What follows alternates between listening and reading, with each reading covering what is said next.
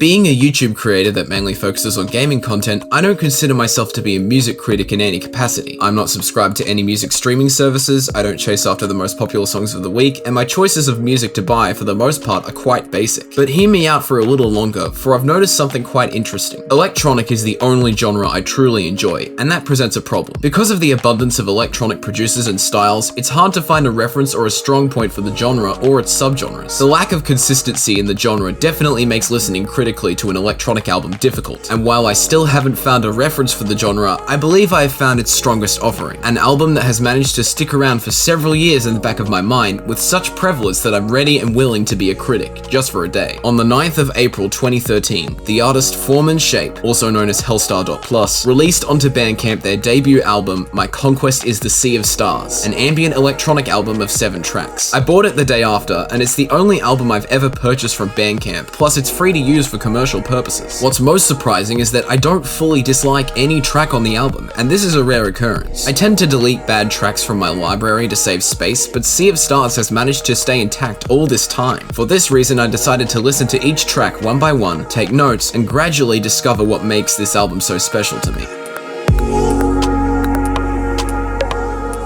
The first track of the album is titled All Unfurled. It lasts 4 minutes and 15 seconds at 142 beats per minute. It starts with the beat that sets the tone for the rest of the album. Atmospheric and disjointed, but not at all hard to follow. As the song progresses towards the 27-second mark, an echo begins in the background, and the kick is supplemented with a snare. I think this introduction to the album has an additional meaning, showing how little the album repeats its instrumentation, for when it does, there always seems to be a greater purpose for doing so. Soon the song shifts into a chorus, adding vocals and synths playing sustained notes. The vocals in Sea of Stars are intended to be felt, not understood. All of the vocal channels are either chopped up or drowned out by the other instruments. The vocals in All Unfurled are distant enough to be captivating and slow enough to catch on easily. They change in the second part of the first chorus along with the chords, and although they are more complex, their evolution feels natural. The repetition in both parts helps to solidify the place the vocals have in the track. The small bridge in between the original and repeated chorus is a reminder of the beat as it was at the beginning. Then the repeat chorus starts. It's more or less the same as the first chorus, but split down the middle by an additional verse. The vocals in this verse are heavily chopped up, and its drum pattern is off kilter. As well as this, the melody is borrowed from the start of the song. It's jarring and uncomfortable, but not in a bad way. I think that this point in the song is where the title's meaning is most obvious. Everything is being unfurled, including what is unconventional. Another bridge arrives after the end of the repeat chorus. This one is twice the first one's length, fitting in with the surrounding parts of All Unfurled, but it feels much longer than that. It doesn't change at all, and the crescendo from the original bridge is nowhere to be heard. This bridge is supposed to feel different, just so you notice its irregularity and your senses are heightened. And then, after a single snare sound, the song climaxes. The synths play the chord progression from the extra verse, the vocals are chopped in a new way, and the drum pattern emphasizes the energy of this section with its double kick to start. Amidst this is a new instrument, playing an arpeggio to enhance the strength of the climax. Unlike most climaxes in electronic music, those in Sea of Stars end after the same amount of time as other sections, as if they were verses all along. For example, this climax abruptly stops, leaving the vocals and synths to fade out. Despite how technical All Unfurled structure sounds, it doesn't feel that way. It manages to stay relatively grounded due to its calming mood, and even when it's over, you're left singing to the now absent vocals. Every element of this song is the right amount of powerful, and it doesn't overstay its welcome. All of these observations and my interpretation of this track give me the reason to call it my favorite out of the whole album, and it's the best start Sea of Stars could possibly have.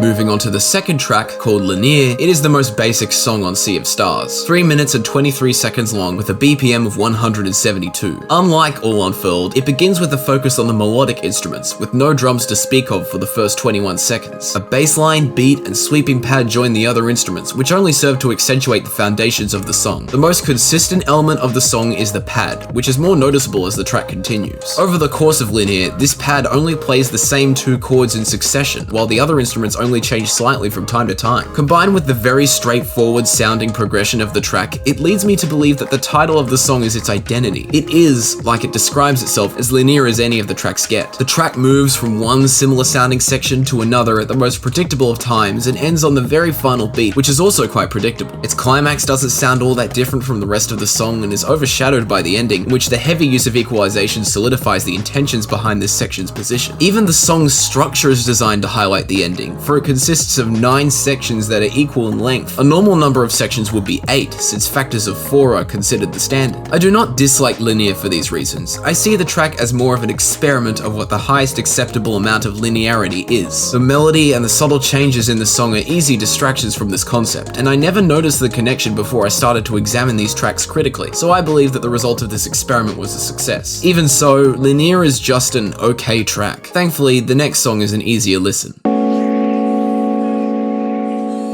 I consider No Verses of Hatred, the third track on Sea of Stars, to be a follow-up to All Unfurled with a stronger focus on vocals. It's 42 seconds shorter, slightly slower by 4 BPM, and the instruments on this track are louder and have far more erratic patterns. But most importantly, there are 2 separate vocalists, and they sound the closest to English out of all vocals on the album. The structure of the song is also quite solid. It is interesting how All Unfurled and this track are separated by Linear, and I believe this placement was purposeful to transition between the 2 moods. No Verses of Hatred starts with a single verse, repeated to stand for both the intro and true beginning of the song. Only the background vocalist is present here. As with Linear, the second part of this section introduces a bass line and a beat, however a synth is added instead of a pad. It is made obvious from this synth's random notes and the drums that this track is frenetic in nature. In the second verse, the foreground vocalist can be heard, whose voice is clearer and higher pitched. The 2 voices exchange lines with each other as if having a short conversation that is on repeat. What follows is No Verses of Hatred's chorus, and although the foreground vocalist is silent for the first half of the chorus, the 2 voices talk over each other in the latter half. From here, the 2 verses play again, but in reverse order and with several alterations. Note that the vocalists exchange elongated periods of silence in the first halves of certain sections, such as the first half of the second verse repeat, and the foreground vocalist sings their lines from the chorus at a doubled rate in the repeat of the first verse. After all of this, No Verses of Hatred ends with a repeat of the chorus as the climax. The synth is replaced with a stronger alternative, and the foreground vocalist continues to sing their previous lines. The climax is succeeded by another repeat of the chorus, but just the first half with only the background vocalist and parts of the drums remaining. While the vocals are still indecipherable, the presence of 2 distinct voices gives me an opportunity to think of a potential story this track may be driven by. My best assumption is that the 2 voices represent 2 people in a relationship, learning that life may be better isolated from each other and parting ways respectfully. Critically, however, No Verses of Hatred feels less refined than All Unfurled due to the increased energy, but it's still a welcome addition to the album.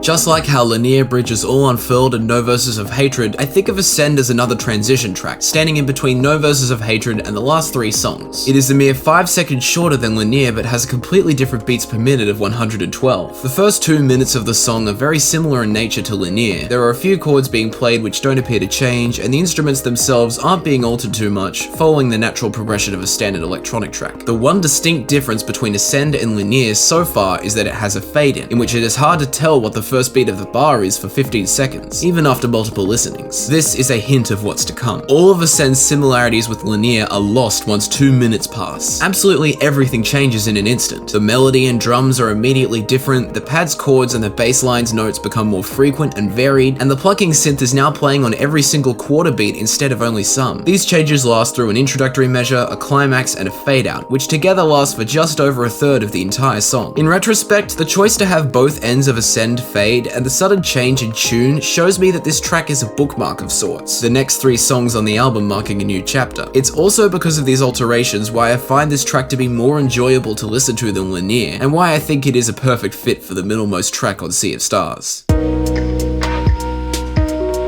Entering into the final 3 tracks, the first of these is The Colors Are As Bright As Ever, or The Colors as I will call it from now on. It is the longest track on the album, spanning a total of 4 minutes and 39 seconds, and has the most house-friendly BPM of all the tracks, a common 128. While tracks such as Linear focus on melodic instruments in general, this track takes that idea a step beyond by having the longest main melody on the album. I believe that the synthesizer that plays this melody and the chords that play behind it are what the title refers to as the colors, invoking many different emotions all in one sequence. The rest of the colors is filler. This includes 1 full minute at the start of the song, another minute during its middle, and around 35 seconds at its end. The synthesizers in the background stick around for the entire song and play the majority of supplementing tones, including the bass notes. Without the melody, these synths are forced to play riffs and arpeggios, and even the instruments added during these sections appear to struggle to hold their own weight. While the colors' intro and outro seem unnecessary when pitted against the other fading songs, and the heavy focus on melody causes the intermediary sections to appear bland in comparison, the colors Chorus is still very useful as a backing track, more so than Ascend. The melody's length and complexity and the surrounding instruments during the highlights of the song are simply too captivating and bittersweet to warrant ignorance of this track.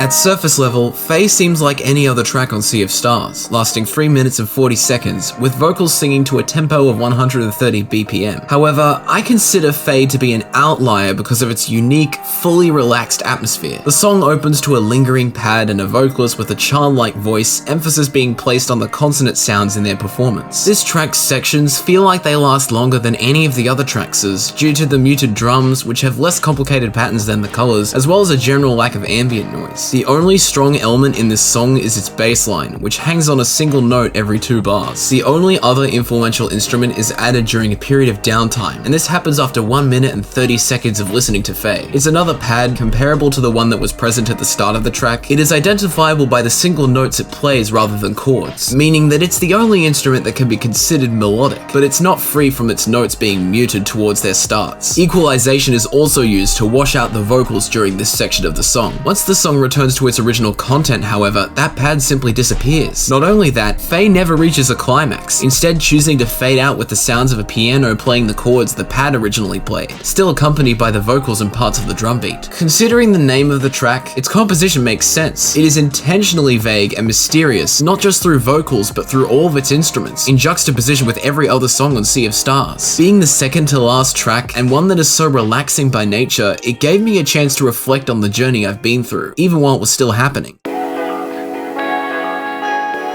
The final track on Sea of Stars is named Take Care of Yourself. It's 4 minutes and 27 seconds in length and plays at 105 beats per minute. This song separates itself from the rest of the album by housing some rather strange sound design. In the opening of this song, which is also its chorus, it is possible to hear various sound effects, as well as white noise being used as an instrument. When the supporting synth comes in during the second half of the opening, it has an unnaturally high volume, overlapping the melody of the track. Also, when the chorus is repeated directly after the opening in a more fleshed out form, the supporting synth only gets more notes, making the melody even harder to hear. Repeats of the chorus later in the song only continue this trend. Apart from the chorus, which appears twice at the start of Take Care of Yourself and 4 times altogether, there are 2 unique verses that each last 3 measures, while the chorus only lasts for 2. The first bridge consists of a drum beat broken into 5 3/4 kicks per bar, supporting a hyperactive synth with a barely audible vocalist in the background. In the second bridge, the synths calm down, performing single riffs that last 2 or 4 beats each, giving way to a wealth of ambient noise. At the end of it all, the final moment of the song is the chorus as a climax, which layers every instrument on top of one another to a flurry of kicks landing every beat, and ends with a single kick and the echo of the last played note. I feel that the hidden meaning of Take Care of Yourself is more of a stretch than with any other Sea of Stars song. The track's position as the final song and the seemingly intentional drowning of the melody leads me to believe that its purpose is to teach you that it doesn't matter. It wants you to feel distanced, separated, torn away from it. It seems as if only once you stop caring about it will you truly start to care for yourself, and that is the ultimate goal of the Sea of Stars album.